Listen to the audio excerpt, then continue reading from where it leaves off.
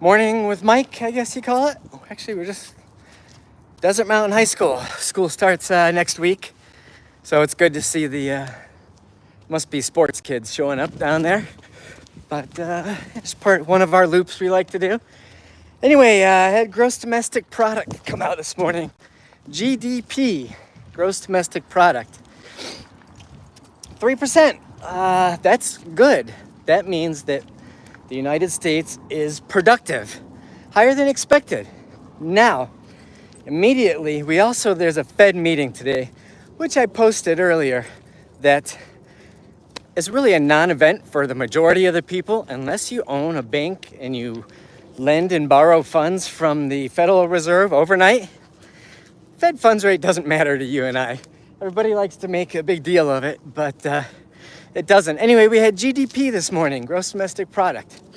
You want to see productive, hey, can we go right a minute? Want to see production in the country. Anyway, so immediately there's calls for the Fed to cut rates at today's meeting, which is another story. The Fed doesn't really set a rate. They set a target rate, and they manipulate that through buying and selling of bonds. And it's definitely not just one person.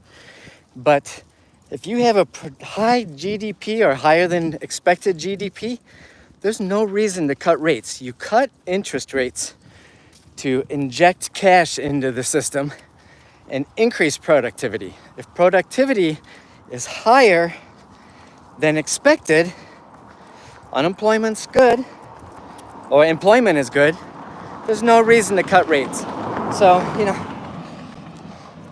I don't ever want to get political. We'll just stop there. Anyway, I voted for Donald Trump, I'll say that. And I support him 100%. I'm kind of a Trumper. But when he comes out and says the Fed needs to cut rates because GDP is high, that's 100% a talking point for politics. There's no reason for the Fed to cut rates. And going back to, Fed funds rate does not matter to you and I. It's like the telephone game. That's the initial rate. The rates that you and I get are way down the line, based more on 10-year and outlook of how the economy will be doing down the road. And then there's a lot of moving parts, spreads between the 10-year and the mortgage rates, things like that, car loans. Everybody takes their little piece of the pie. But anyway, had a good GDP this morning. That's good news. We want to have a productive country.